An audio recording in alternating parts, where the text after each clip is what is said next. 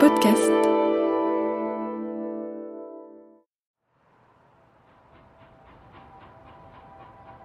À partir du printemps 1942, des convois de juifs provenant de toute l'Europe occupée s'arrêtent en rase campagne, à mi-distance entre les camps d'Auschwitz I et d'Auschwitz II-Birkenau.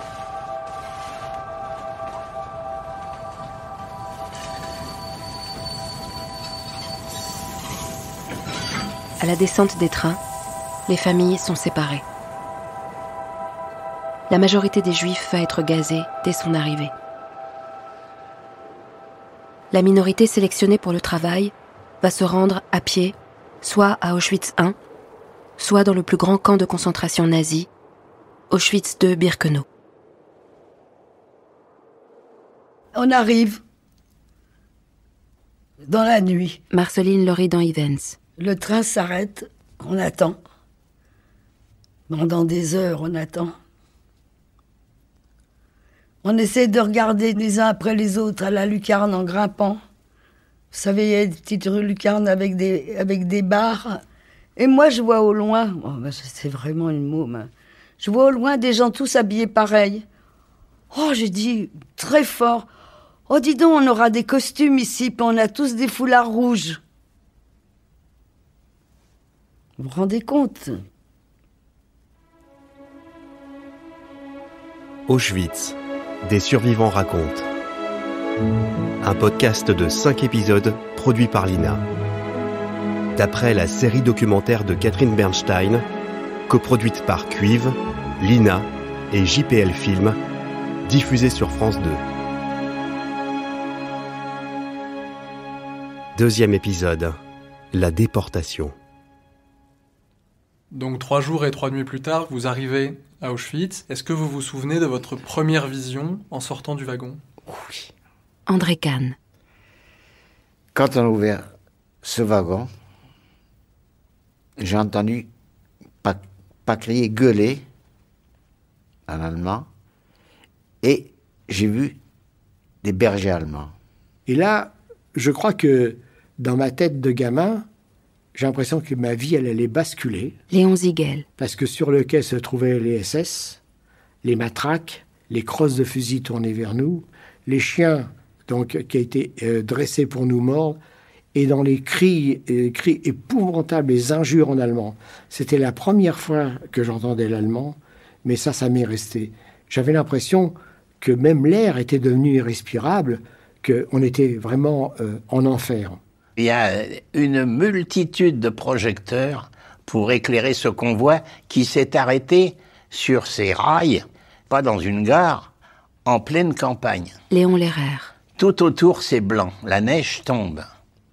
Il y a des projecteurs qui nous éclairent et il y a des haut-parleurs qui gueulent. Il y a un homme en tenue rayée, on dirait. Un pyjama rayé, on dirait. Je ne sais pas ce que c'est. Denise Toros-Marter. Et qui nous dit en français que les femmes âgées prennent les enfants avec elles. Elles vont aller dans un camp familial. Donc il y avait avec nous dans le wagon un jeune couple qui s'appelait Siskind. Et le petit, je crois qu'il s'appelait Gérard. Il devait avoir 8 ans. Et ma mère et ma grand-mère sont descendues en tenant cet enfant par la main, en pensant qu'elles allaient dans un camp familial. Parmi ces hommes rayés, Régine Jacubert. Dès qu'il est rentré, je l'ai reconnu, et lui m'a reconnu.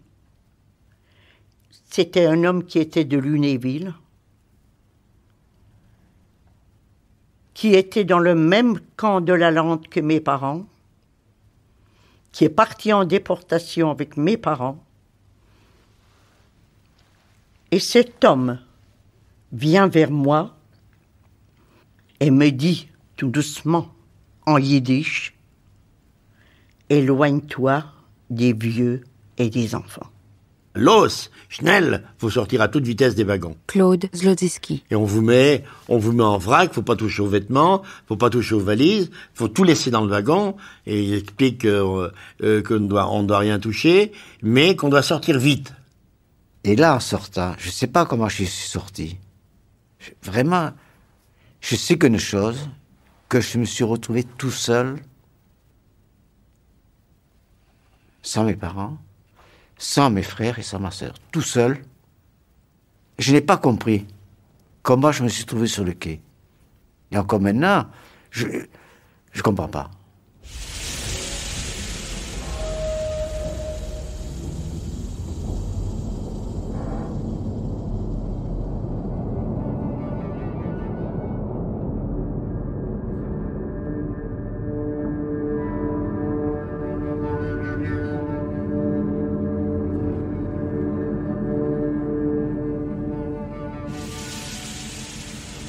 Puis il y avait une camionnette de la Croix-Rouge qui était là. Jacques Altman. Une grande camionnette marquée la Croix-Rouge au milieu. Pourquoi il y avait cette camionnette? Pour faire voir aux gens qu'il y avait la Croix-Rouge qui était là pour les protéger. Tout ça, c'était une mise en scène. Hein. C'était très fort d'ailleurs pour la mise en scène. Et on nous dit, voilà... Gabriel Bénichou. Vous avez fait un voyage assez pénible, vous avez été éprouvé le long du voyage, vous êtes fatigué. Donc, les personnes qui sont fatiguées, il y a des camions qui les attendent avec des marchepieds pour leur permettre de monter facilement. Et les autres, eh bien, en colonne par 10 pour entrer au camp. Et moi, j'ai une paire de chaussures. C'est la première paire de chaussures que mon père m'avait fait faire sur mesure. Et qui me font mal aux pieds. Que j'étais partie avec. Et c'était en pleine guerre, des chaussures en cuir, alors qu'on portait que des semelles de bois. Et je dis à ma petite copine Françoise qui est là, « Oh, moi je vais prendre le camion, je vous retrouverai plus tard parce que j'ai mal aux pieds. » Et elle me dit, « Non, non, reste avec moi, je veux pas que tu me quittes. » Elle m'oblige à rester dans les rangs des femmes qui vont rentrer dans le camp sans le savoir. Il y a devant nous un SS, après j'ai su que c'était un SS. Charles Alty. Il est en tenue, avec la tête de mort, et il était avec des bottes de cheval, bottes de chevaux, bon, et un string dans la main. Il se tapait sur la botte de temps en temps, mais son string servait surtout à faire un signe à gauche ou à droite. Et il a fait signe au premier bonhomme de se rapprocher de lui, il a regardé quelques secondes et il lui a fait signe avec sa main ou avec une baguette, va te faire foutre à droite. Jean-Louis Steinberg. Alors il disait rien, mais le geste, voulait bien dire ça. Le type a compris, ce que le geste en question, il est parti vers la droite, puis il a fait avancer le deuxième bonhomme. Et le deuxième bonhomme, il lui a fait signe, va te faire foutre à gauche. Le gars est parti à gauche. Puis après, la deuxième à gauche, la troisième à gauche, la première à droite, dans un ordre auquel on ne comprenait rien. Et on ne comprenait rien à ce processus. On ne voyait pas. En voyant ces bons hommes, on ne pouvait pas imaginer des raisons qui faisaient que les uns partaient à droite, les autres partaient à gauche. Mais ce que nous avons compris tout de suite, que ceux qui sont restés ensemble, les hommes d'un côté, les femmes de l'autre, il n'y avait pas un seul vieux et il n'y avait pas un seul enfant. Et je peux vous assurer que ceux qui sont rentrés dans le camp, aucun n'avait plus de 40 ans. Et il y a un monsieur derrière, je ne sais pas qui, m'a dit, « Quel âge que tu as ?»« 15 ans. » Il m'a dit, « Dis, t'as 17 ans. » « Dis, t'as 17 ans. » Quand je suis arrivé devant le SS, il me demande l'âge, et je lui ai répondu en allemand, 17 ans. Et les types me regardent. Élie Buzyn. Visiblement, ils ne me croyaient pas. Visiblement. Mais je ne sais pas ce qu'il a pris. Il m'a donné un coup de poing dans la poitrine, comme ça, pour éprouver ma robustesse, enfin ma résistance éventuelle. Et il est évident que quand il faisait... Je suppose qu'il ne m'a pas fait ça qu'à moi. Hein, il a fait à d'autres gens. Et tous les gens qui trébuchaient et qui tombaient, ils se retrouvaient à la chambre à gaz 2 heures après. Et moi, je ne suis pas tombé. J'ai chancelé un petit peu comme ça, et j'y suis resté debout. Alors il m'a dit de l'autre côté. Alors ma mère est restée du côté des femmes, et on ne l'a jamais revue. On ne l'a jamais revue, elle a été gazée dans l'heure qui a suivi. Elle était tellement maigre qu'elle a été jugée comme incapable de travailler. Et d'autre part, on est sûr qu'elle a été gazée. Parce que les Allemands tenaient des comptes de ceux qui conservaient pour aller travailler. Parce que ceux-là, ils allaient travailler pour des entreprises allemandes qui allaient payer les SS en échange. Donc les SS, ils estimaient qu'il fallait vraiment qu'ils sachent exactement combien étaient condamnés aux travaux forcés. Et sur ces livres-là, le nom de ma mère ne figure pas. Par conséquent, elle a été gazée dans les heures qui ont suivi. Elle avait 47 ans. Et on ne l'a jamais revue. On parle pas. Avec mon père, on est tous les deux. On est en rang. On ne dit rien. Et au loin, il y a des rougeoiements, il y a les crématoires de Birkenau. Je sais pas ce que c'est, bien entendu. On est seuls maintenant, on est tous les deux. On est soudés là. Il y a un phénomène d'entraide viscérale qui entre en ligne de compte. Nous partons en colonne par 10 et nous faisons peut-être 1 kilomètre pour arriver à Birkenau même.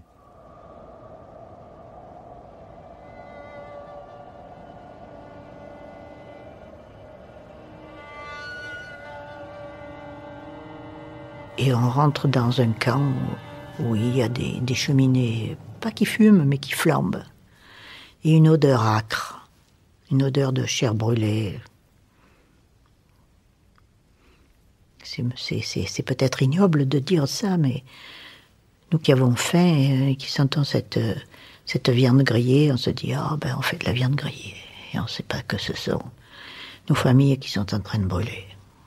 L'arrivée au camp, c'est une vision absolument hors de la Terre. J'ai l'impression de ne plus être sur la planète Terre. Nadine Efter. D'abord, on ne sait pas où on est. Au point de vue géographique, il a fallu qu'on nous l'explique.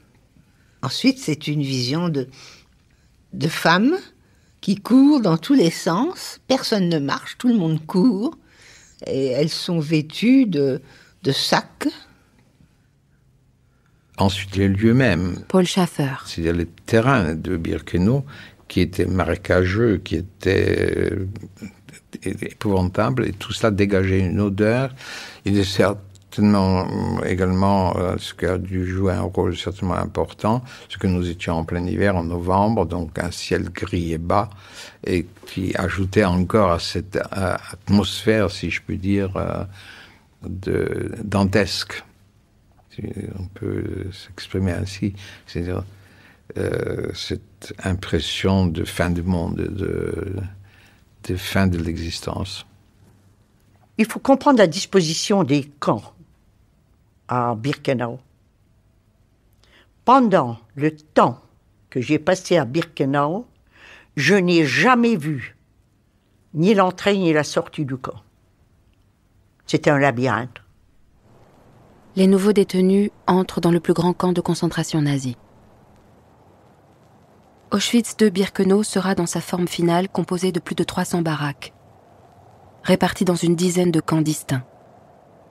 Ces camps de baraques, séparés les uns des autres de barbelés électrifiés, contiendront jusqu'à 140 000 personnes. On nous fait aligner en demi-cercle. Samuel Chimis. Et alors, arrive un petit bonhomme.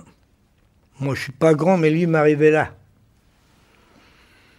Arrive un petit bonhomme, habillé en SS, Obersturmführer, c'est-à-dire capitaine des SS. Et il se met au milieu du cercle. Wer spricht hier Deutsch? Qui parle ici allemand? Comme on avait pas mal de juifs allemands parmi nous. Quelqu'un lève la main. Comme hier, viens ici. Elle lui dit, tu vas traduire exactement ce que je vais te dire. Ici, c'est pas un sanatorium, c'est un camp de concentration. Vous rentrez par la porte, et vous sortez par la cheminée. Benjamin Silberberg. J'ai jamais entendu ce mot-là, rentrer par une porte, sortir par une cheminée. Mais je savais pas à qui demander. On s'est regardé, on comprenait pas. Et directement, allez, fight! Ce qu'il faut dire, c'est que sur le convoi d'à peu près 1 millier de... plus de 1000. Nathan Van Rieb. Un peu plus de 1000 juifs. Il y en a 50 environ qui sont rentrés au camp. Les autres... J'ai fait partie de ceux qui sont rentrés au camp. Les autres ne sont pas rentrés au camp. Non, on les a jamais revus. On n'a jamais su. Qu'ils ont été on a assassinés. senti des odeurs après, mais on ne savait pas ce que c'était. Quand on est arrivé au camp, on ne savait pas ce que c'était. on nous dirige vers une baraque où un SS, devant d'énormes corbeilles, était là. Mettez sur la table tout ce que vous avez dans les poches. Et on nous a été obligés de se déshabiller. Jamais de ma vie j'avais vu quelqu'un de nu, quoi. Denise Swab-Khan. Une femme nue, j'ai jamais vu ça. Alors, quand on voyait ça, c'était une horreur. Parce que j'avais quel âge 17 ans. 17 ans à peu près, même pas. 17 ans, donc... Qui a vu de nous des parents nus? Un frère, oui, un jeune, que l'on lavait. Mais autrement, dès qu'il était en âge d'adulte, on ne le voyait plus nu. Eh bien, nous, on nous a mis nus devant des hommes qui entraient et qui sortaient. Et pour nous, je crois que ça a été la première, je dis toujours, déshumanisation.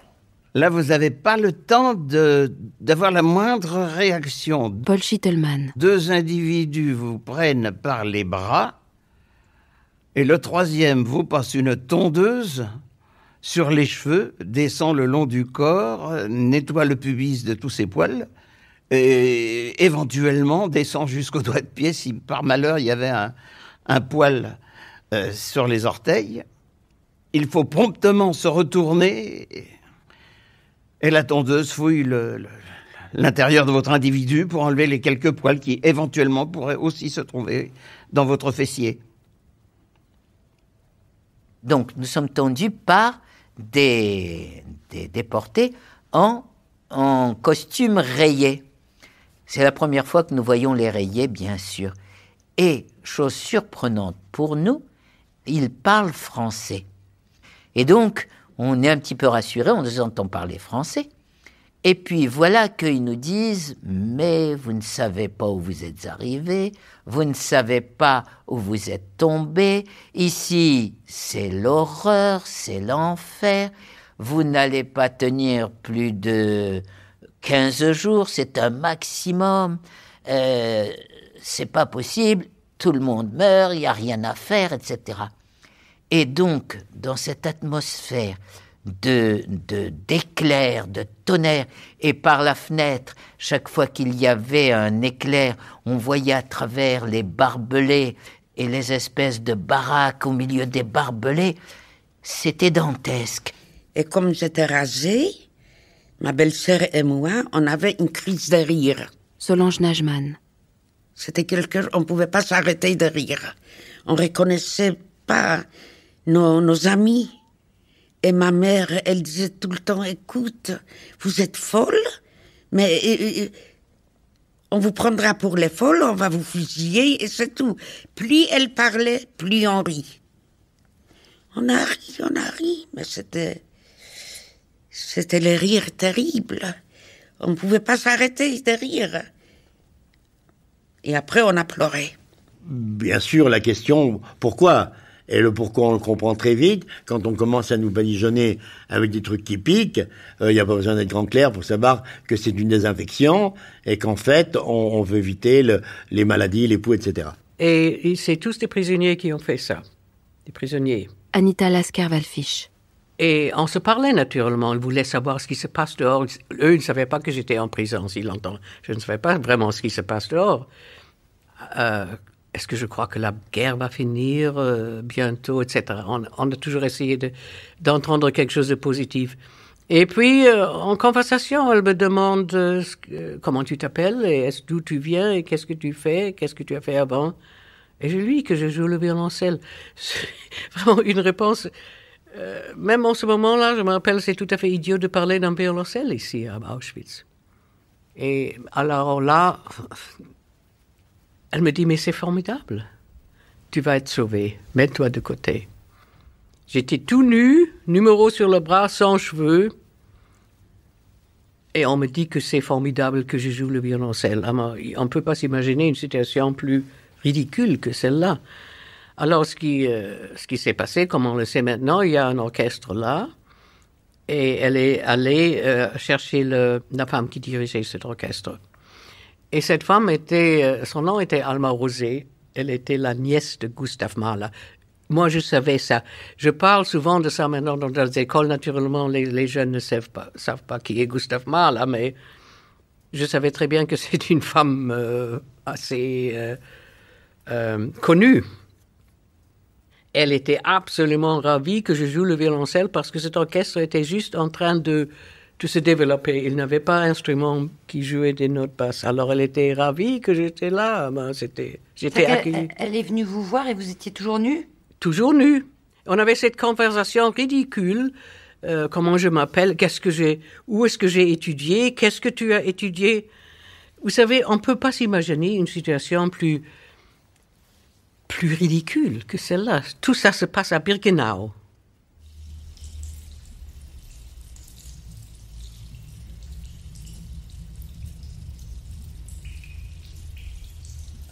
Alors, il y a un commando, toujours avec les rayets. Un commando est une unité de 100 détenus travailleurs forcés. Qui arrivent en hurlant, en criant. Et ils avaient des bâtons, des schlags, c'est le nom qu'ils employaient, des nerfs de bœuf.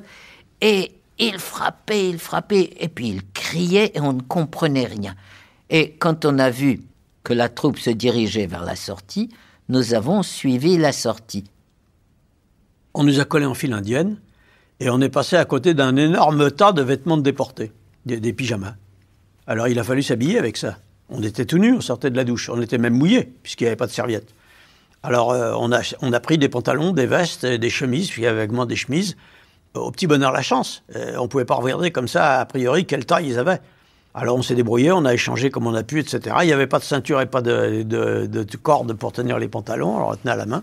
On n'avait pas la tenue rayée, on avait des vêtements civils avec une grande croix peinte en grosse peinture couleur brique dans le dos. De façon à être bien reconnaissable et pas pouvoir s'évader. Quand je suis arrivée, que j'ai eu ce ce caleçon long, j'avais honte de le porter. Parce que c'était un caleçon d'homme. J'avais froid, mais je le remontais parce que j'avais peur qu'on voit que j'avais un caleçon long. Je l'ai béni, ce caleçon long. Il a fini court comme ça. Vous savez pourquoi? Parce que je pouvais en déchirer tous les jours un petit bout pour m'essuyer aux toilettes. J'avais rien d'autre que ce caleçon long. Je l'ai béni, ce caleçon. Bon, et après, on nous a mis en rang et on est allé vers le tatouage. Moi, ils m'ont tatoué. On peut le montrer? Joseph Rubinstein. On le voit. Ils vous ont tatoué sur la poitrine? Sur la poitrine, puis après ils ont une tatouage sur la main. Sur le bras, oui. On mettait le bras dans une espèce de guichet, comme ça. Haïm Vidal Sefia. On passait son bras dans un guichet, et puis il y avait un préposé, détenu aussi, qui faisait ça à toute vitesse, avec une liste, probablement un registre à côté, qui savait quel numéro il avait à me mettre. Voilà. Et bien sûr, tous les gens de mon transport ont le 151 000, ça commence par 151 000. Je sais par exemple que les 159 000, c'est un groupe de juifs français. Et nous on avait de la chance parce qu'ils nous ont tatoués encore en petit. Il y en a qui ont été tatoués. Moi j'ai vu des grosses lettres comme ça. J'en ai vu sur la poitrine. Pas là-bas, chez les autres. J'en ai vu sur le front. Voilà, 80 661. Alors moi, madame, voyez, aujourd'hui, je vous parle. Mais le 6 février 1944, je n'étais plus que le 173 254. Je n'étais plus Paul Gidelman. Je suis devenu le numéro A 16 728. Le voilà. Mon père a eu le même numéro, mais avec un 6. Henri Gourarier. 96. Il était toujours devant moi, tant qu'il était en vie.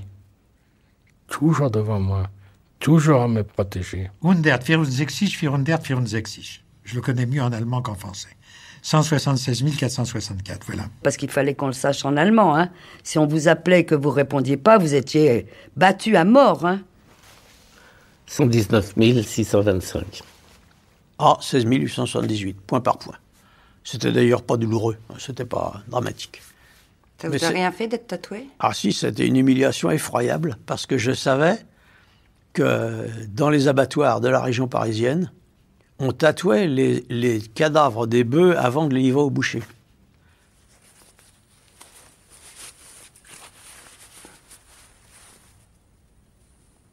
Vous rappelez-vous de votre numéro?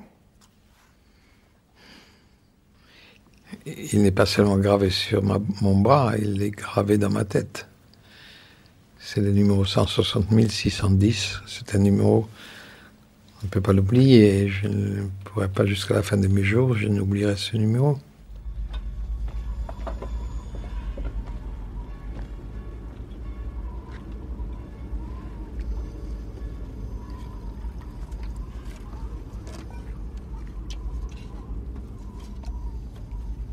Je dois dire qu'avec notre costume de bagnard, on nous avait distribué aussi une gamelle. Daniel Urbechtel.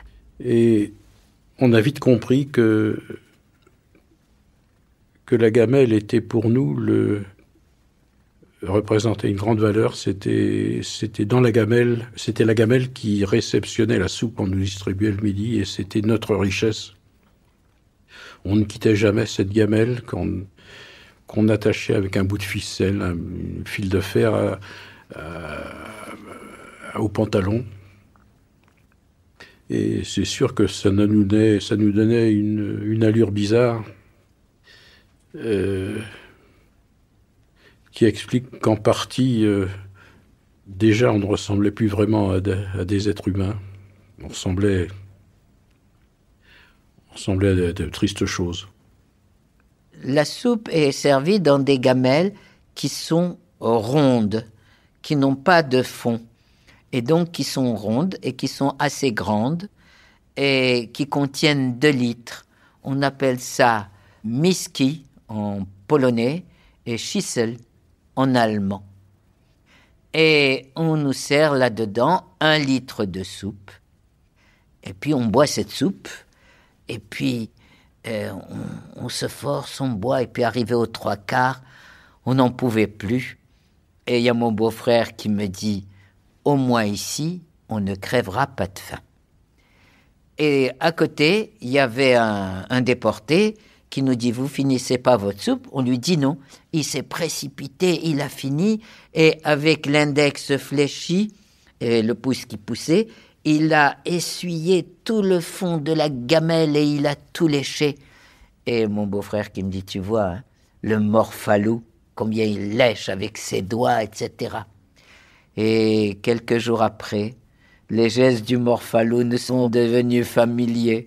Et combien nous l'avons regretté, ce petit quart de soupe que nous avions négligé.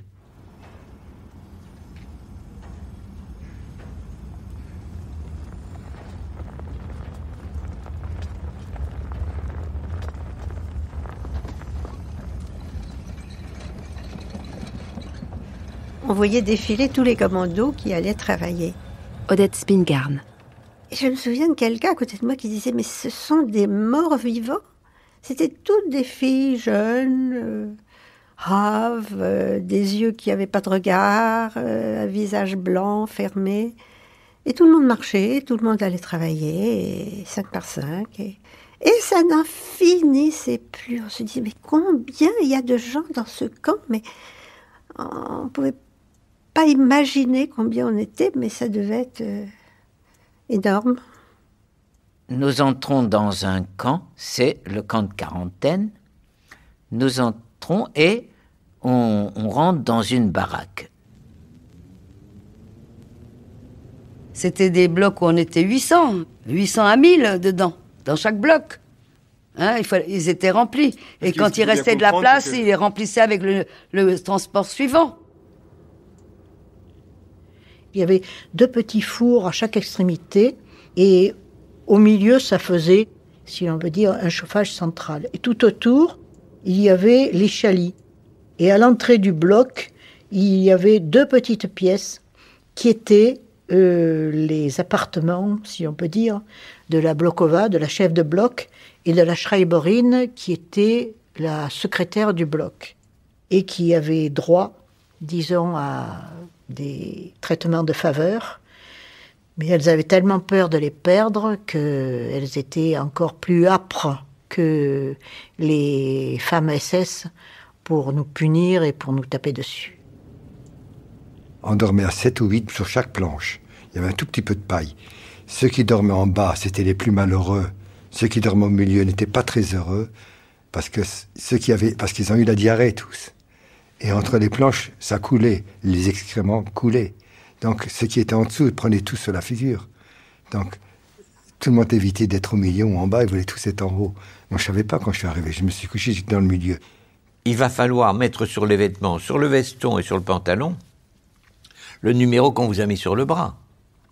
Comment l'ai-je obtenu, je ne sais pas, mais toujours est-il que vous aviez un ruban qu'on mettait là et là, avec votre numéro. Et ce numéro, il fallait le coudre. Mais où trouver du fil et une aiguille? Il fallait commencer à parlementer pour obtenir du fil et une aiguille. Alors il y avait d'anciens déportés qui vous louaient une aiguille, qui vous louaient du fil contre la moitié de la soupe que vous alliez recevoir. À ce moment-là, on n'était pas encore affamés, on acceptait. On voit déjà le commerce qui s'instaure. Et on le faisait. Parce que si le numéro n'était pas là et là, au bout de X heures, on avait droit à la raclée de la part du chef de bloc.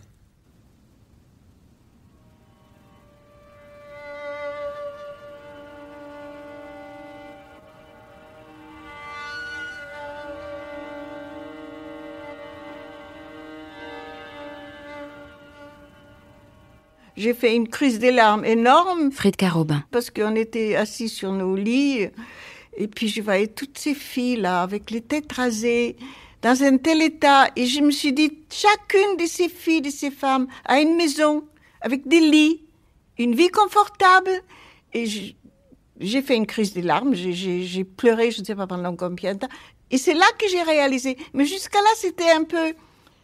pas une plaisanterie, mais on ne pouvait pas y croire. C'était trop énorme. Et puis les pauvres gens qui mouraient dans la boue, qui nous suppliaient très vite. Moi, j'ai entendu des femmes qui étaient déjà couchées par terre, en train de mourir dans la boue, et qui nous suppliaient, si jamais on rentrait, de raconter ce qu'on avait vu. Déjà dès le premier jour. Parce que la souffrance, les souffrances étaient multiples et variées, donc on avait tout le choix.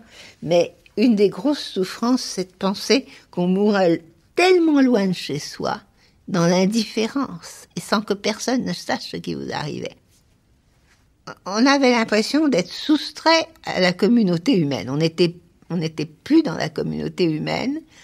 On ne savait pas où on était, ni physiquement, ni moralement. Comment est-ce que vous avez compris précisément que c'était un camp, que ce camp était une usine à mort? J'ai compris, quand j'ai compris ça, alors c'était pas difficile. Les toilettes étaient à l'extérieur. Il fallait sortir de la baraque pour aller à l'extérieur. Et quand les soldats qui étaient en haut dans les miradors nous tiraient dessus comme des lapins, nous tuaient, j'ai compris qu'ils nous tuaient, on est là pour mourir. C'est là que j'ai compris qu'on est là pour mourir. Ils nous tiraient comme des lapins. Le soir même, arrivent les anciennes déportées. Julia Valac. Elles viennent, puis elles demandent de quel arrondissement Paris. Il y en a une qui t'avait directement sur moi. Julia, je savais pas que tu serais là, t'étais française, toi. Moi, je la regarde. Elle me fait, tu me reconnais pas? J'ai pas osé dire non. Et après, à sa voix, je l'ai reconnue, c'était ma cousine Germaine, Fernande. Dont son frère est rentré. Je fais, t'as vu maman? Oui. Où elle est? Ta mère, où elle est? Ta sœur, où elle est? Elle me prend par la main. Et elle me montre les feux crématoires, les feux, les flammes rouges qui sortaient. Ben, ils sont tous là. Pendant longtemps, j'ai cru que ces cheminées, qui vraiment, c'était comme des énormes cheminées d'usine, c'était pas une fumée noire, comme j'ai souvent lu. Pour moi, c'était des flammes qui sortaient de la haute cheminée, jour et nuit, qui éclairaient le camp la nuit. Ça sentait le poulet grillé autant qu'on en voulait. Et pendant très longtemps, j'ai pensé que c'était les gens qui étaient soumis à un régime extrêmement dur et qui mouraient, je dirais pas de mort naturelle, mais enfin qui mouraient par épuisement. Et dont les corps étaient brûlés. Et dont les corps étaient brûlés.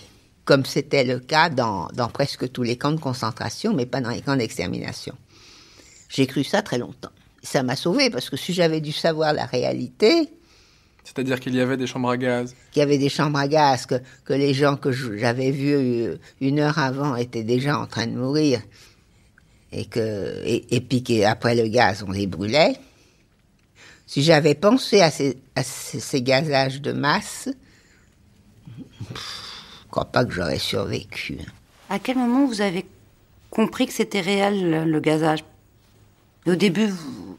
Très vite. Je vais vous dire, les gens, quand les gens et de la famille, ils ont voulu croire 1 journée ou 2. Simone Veil. Mais dès qu'on a rencontré des Françaises qui étaient là depuis un moment et qui nous ont dit la même chose, et ça a été tout de suite pendant la quarantaine, quand il y avait des nouvelles qui arrivaient, d'abord, les gens qui étaqu'il là avaient toujours peur de voir arriver de la famille. Donc, dès qu'il y avait un convoi de Françaises, ils venaient pour venir aux nouvelles et vérifier qu'il n'y avait personne, se renseigner, essayer aussi de savoir ce qui se passait en France. Et dès qu'il y avait ce contact, très vite, on n'avait plus, je dois dire, dans la journée, pratiquement, on savait à quoi s'en tenir. Et c'est là que monsieur vient. Il me dit, à quoi tu penses?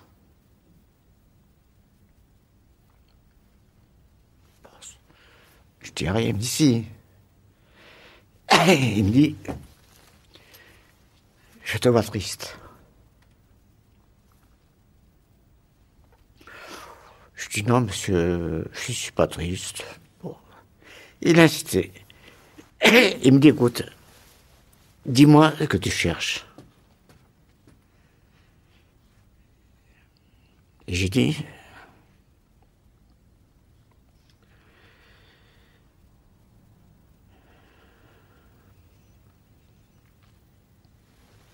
je cherche mes parents,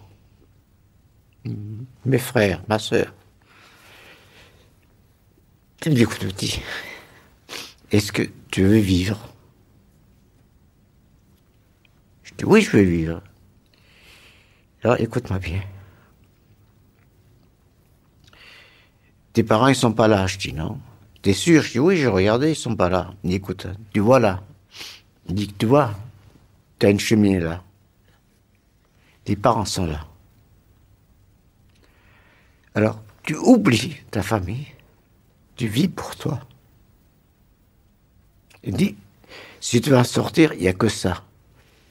Et c'était Joseph Wagon, qui avait 16 ans plus que moi, et que je peux dire, si je suis là, depuis le premier jour, il m'a pris pour son fils.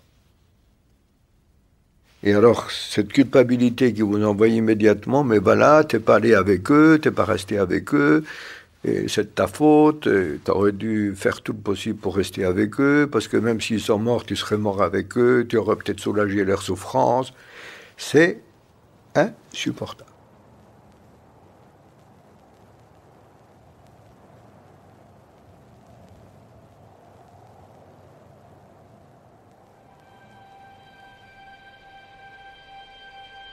Auschwitz, des survivants racontent. Un podcast de 5 épisodes produit par l'INA. D'après la série documentaire de Catherine Bernstein, coproduite par Cuivre, l'INA et JPL Film, diffusée sur France 2. Montage, Anne Souriau. Musique originale, Antoine Glattard. Producteur, Vincent Sacripanti, Anne Genevaux, Jean-François Bigot, Camille Rollo. Conseiller historique, Tal Brutmann. Avec la voix de Léonie Simaga.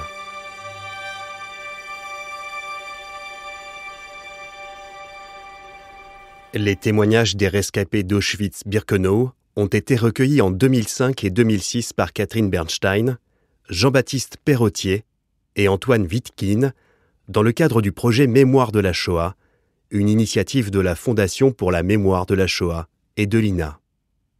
Ces témoignages sont disponibles en vidéo, dans leur intégralité, sur le site des entretiens patrimoniaux de l'INA. Entretiens au pluriel.ina.fr